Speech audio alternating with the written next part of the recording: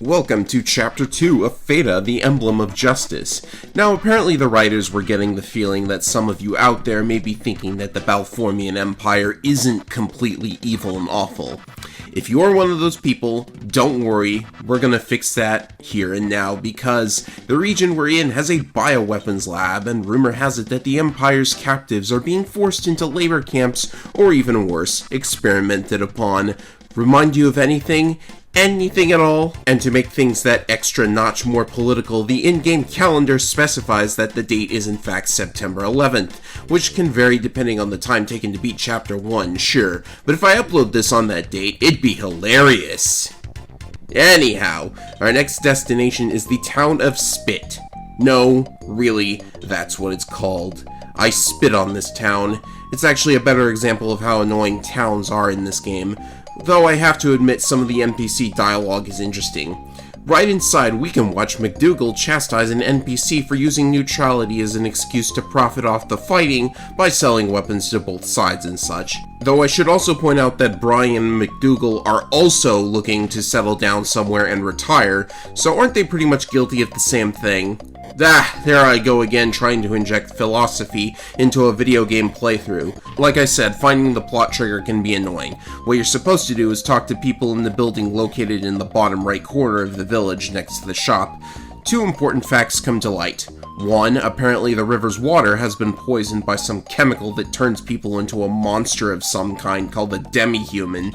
Two, Alnos, the officer Brian attacked at the start of the game, has been reassigned to the area and has been torturing civilians. Hey guys, I think this Alnos fellow might be evil. I think we might have to stop him.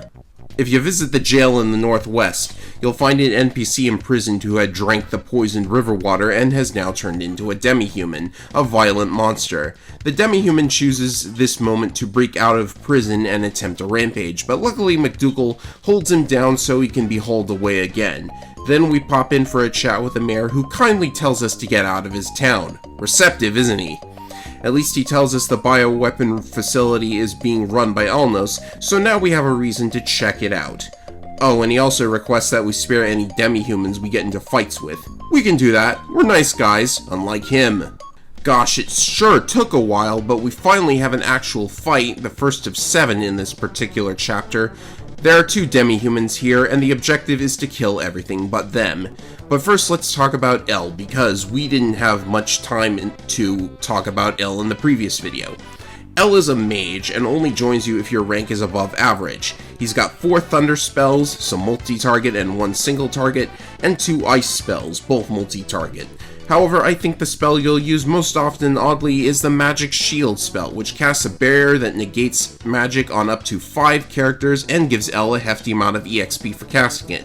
Now, if only the animation for it didn't take forever to play out. You better enjoy those shield effects, because this animation plays for every unit hit with it every time you cast it.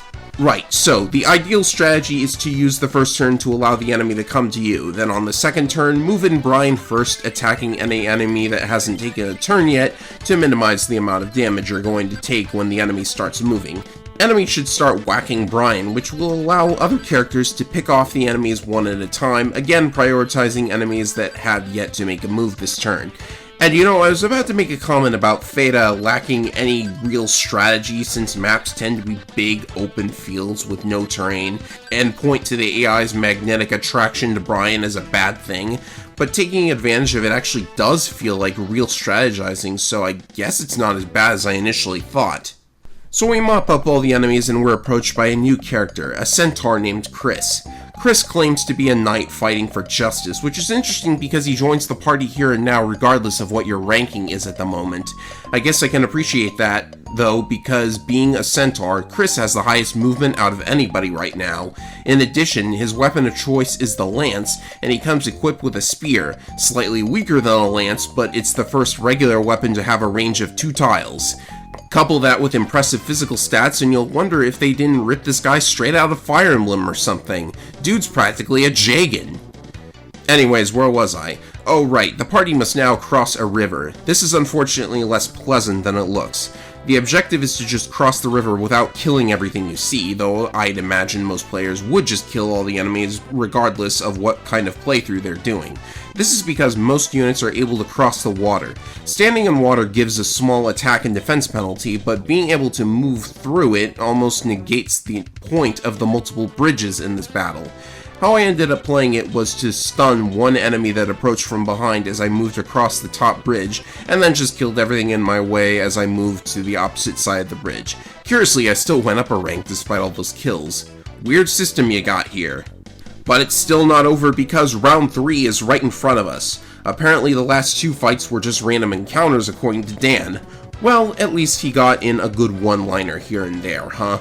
This time around, 4 of the 7 enemies are demi-humans, and you're not to harm any of them. Think of it this way. You only have to kill 3 enemies this time, so it won't take as long. The same tactic as in the first battle works here, only this time you have Chris and his wide range of movement for picking off the enemy in the back when he least expects it. The fixed enemy type is actually a healer, so you'll want to snipe him. Also remember that you can stun the demi-humans with Blink Bind if they're getting annoying.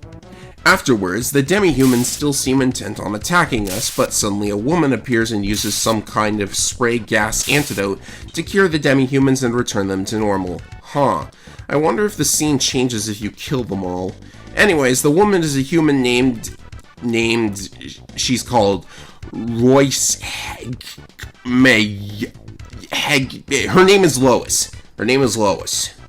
Anyways, it turns out she's with the Liberation Army and discovered the antidote gas she just used. She escorts us to another village and promises to tell us more about the facility creating demi-humans, but naturally, first she asks us to do a completely different favor instead.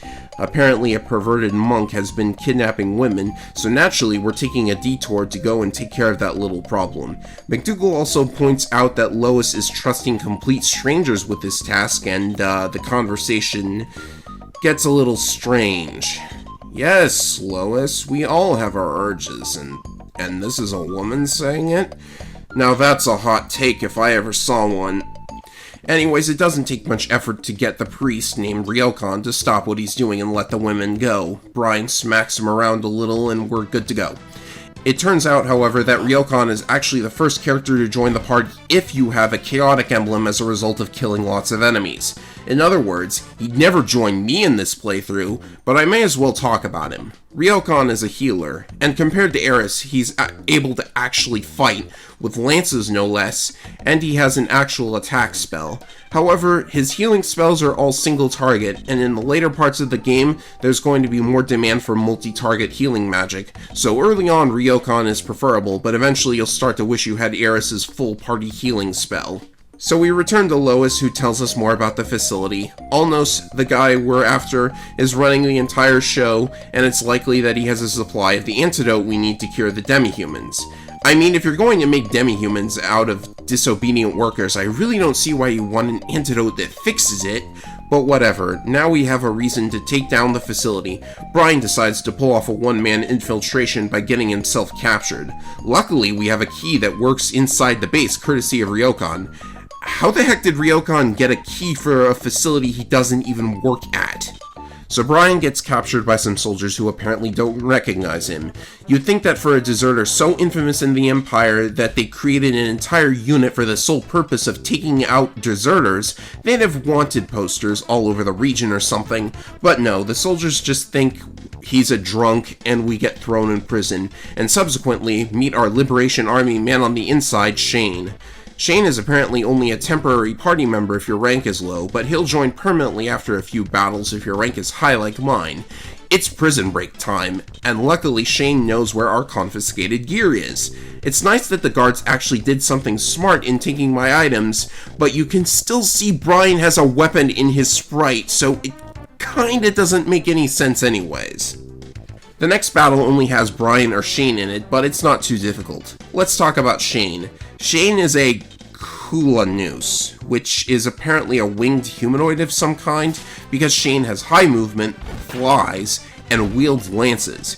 If you wanted to, you can buy an extra spear in the village, have Brian hold it, and you can give to Shane immediately in this battle.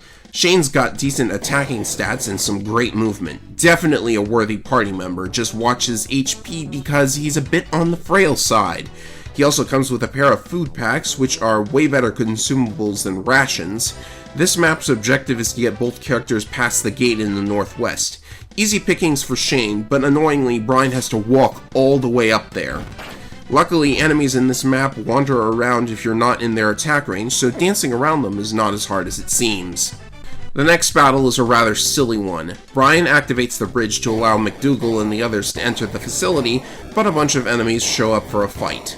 The mission this time is to kill them all, but because everyone besides Brian and Shane is so far away from the bridge, I usually have most of the enemies trashed by the time McDougal and company even get close to them. Have I mentioned I'm not the biggest fan of the level design in this game sometimes? I actually almost forgot that Lois has officially joined the party. Lois is pretty much a sword fighter like Brian, but trades some of her HP for MP, and has her own similar combat art as well. A unit worth having with us, I'd say. Our team sure is building though. This was also the battle that elevated my rank to the absolute maximum. Let's see if I can hold on to that FEDA emblem for the rest of the playthrough. Once we're in the base, we finally catch up with Alnos, who pulls the usual "Mwahaha, I'm evil" speech before leaving us with another generic enemy group to fight against and running away. Naturally, we must kill everything in our path to advance. This battle can be handled pretty much the same way as any other. Move the rear units forward so the enemy has a chance to overextend, send in Brian as soon as he has an attack opportunity, and watch all the enemies smack him around for a few points of damage apiece. On the next turn, focus down any enemy that hasn't gotten a turn yet to reduce their attack opportunities. Just watch out for the new enemy type, the Grand Creed. Weak attackers like Chris or Shane are less likely to kill them in one hit, and they hit back at your weak defenders pretty hard.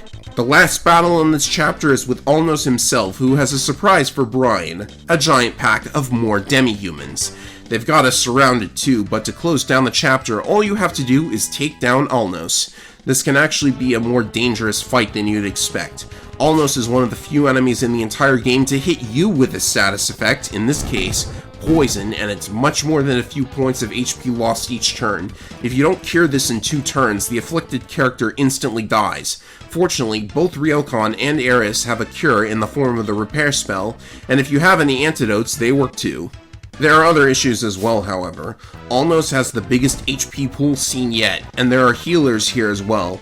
My usual strategy is to use one character to bait out a poison dart from Alnos. He moves 7 tiles and the dart has a range of 3, but does no damage, so somebody with high agility helps if you want to try and dodge it. Then start moving everyone forward and try to pick off the healers. They tend to attack someone if there's nothing to heal, so put someone out there who can take the hits and then slash them to pieces. With the healers gone, unleash every combat art you've got on Alnos. The sooner you put him out, the less chance the demi-humans have to chip away at your health, and obviously you want this to end before the poison becomes an issue. Brian's Wave Impulse should definitely be able to take off a good chunk of health, and I personally finished him off with Dora for fun. With Alnos finally defeated, Lois takes the formula for the antidote gas from him.